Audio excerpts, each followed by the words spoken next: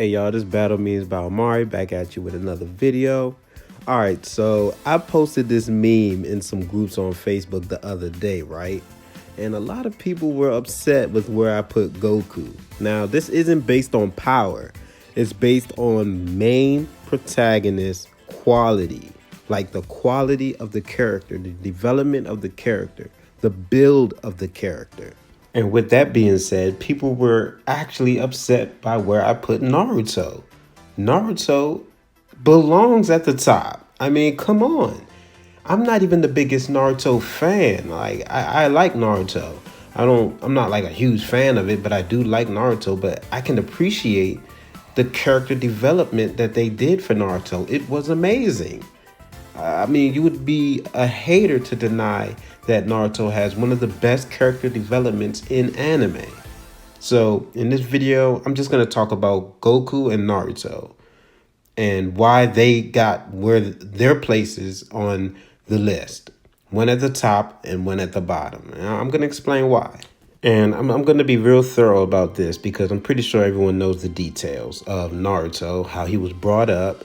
You know, everybody kind of shunned him because he has that demon inside of his body. So he grew up alone, you know, a kind of troublesome kid begging for attention. So he did troublesome stuff just to get attention from people. Eventually, he ends up going to school and making actual friends, one of which he can't stand, Sasuke. I mean, he couldn't stand Sasuke. And eventually he grows to loving Sasuke and wanting to risk his own life to bring him back to the village. Speaking of the Hidden Leaf Village, remember how they shunned him and nobody liked him? Well, guess what? Eventually he leads them to victory. He leads them to victory in a war, and they end up loving Naruto, welcoming him. All of this at the age of 17. He then grows to become the Hokage of the village, something that he wanted to do since he was a kid that looked bleak because of how he was. He ends up having a son that he is so strict with, and he tells him he's so strict with his son to the point that his son can't stand him, you know, and Naruto takes on all this responsibility of being the Hokage from when he was a kid, being troublesome, destroying the village with his troublesomeness. He ends up running the village as an awesome Hokage. Also, you look at his design. His hair is cut shorter. Now, this is the same angle I told y'all about Vegeta in GT, how they cut his hair. A lot of people expect, if you look at a lot of the fan art of how adult Naruto would look, he would still have the same spiky hair and stuff like that. But no, they cut it to a low cut, a low mature cut to let you know that this is an adult. This is a mature adult that you're dealing with here. This isn't the same wild kid from back in Shippuden or the old Naruto show. This is an adult. That's telling character through design. Now we move on to Goku.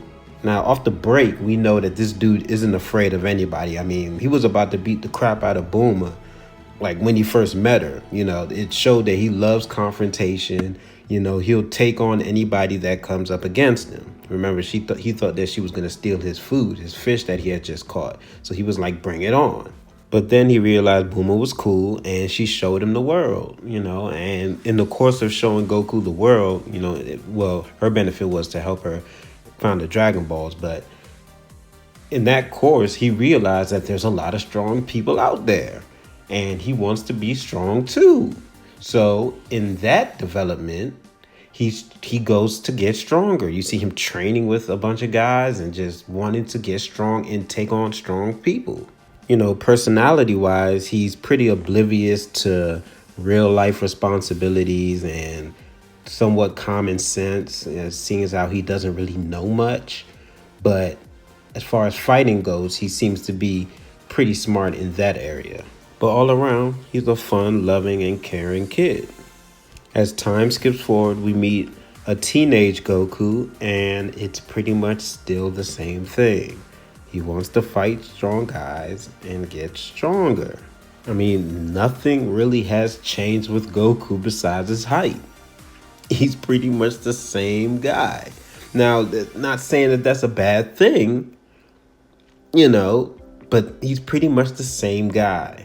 Then we have another time skip into Dragon Ball Z. Now, here he's married, he has a kid, he has a family to look after. So you can say he has more responsibility now than he's ever had in his entire life. But he's still the same personality-wise. He's still Goku. His motivation is to train and get stronger. That's it. But I will say that he has gotten a bit more serious and a bit more, aware of what's right, what's wrong, he's a bit more serious when it comes to DBZ. You could see that he's matured in that fashion. Then you have another time skip, which is Dragon Ball Super. It's not a huge skip, but it's another series, and same Goku. Arguably, he's actually regressed in character because, he doesn't seem as sharp as he was in Dragon Ball Z, as he is, in Super. It seems like he's gone backwards a bit. But yeah, he pretty much is the same Goku. I mean, they basically left the story aspect out of Dragon Ball and just made it about getting stronger. That's Super's main goal, is just training and getting stronger. Then you have GT Goku, the same thing. He's the same Goku. Although I will say that this is Toy's version of Goku, and he out of all the Gokus, he is the more mature one. He's more true to Dragon Ball Z, to Z Goku. He's more mature, and he's intelligent in ways far more than he's ever been. So I will say that he is smarter in GT and more mature. And he's definitely the most experienced out of all the Gokus. So, he has that in his favor. But I mean, that's pretty much it for Goku. If you really want character development in Dragon Ball, you can go for characters like Gohan, who's definitely developed throughout Dragon Ball. Piccolo, he's definitely a well-developed character, though eventually he becomes irrelevant. But yeah, even Vegeta, you can see his development throughout Dragon Ball. Eventually not wanting to trail behind Goku like he used to, and wanting to be his own man. And like I said, the whole haircut thing shows his growth. I mean, the only thing that's really developed for Goku throughout the Dragon Ball lore is his power. That's pretty much it, bro. So yeah, man, like I said, if you say Naruto should not be at the top of the totem pole when it comes to character development, you're hating. And the thing about it is, Goku was never really meant to be a character to develop much anyway. He was made to be what he is, just a guy that likes to fight and get stronger. And there's nothing wrong with that. I mean, Goku's a cool guy.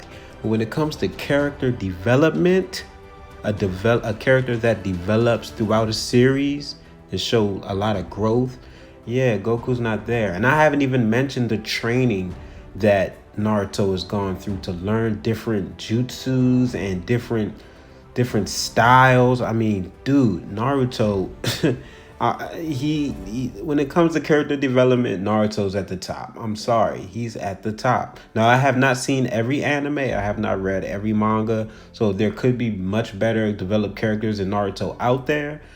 But from what I've seen, he's the best developed character throughout a series in anime.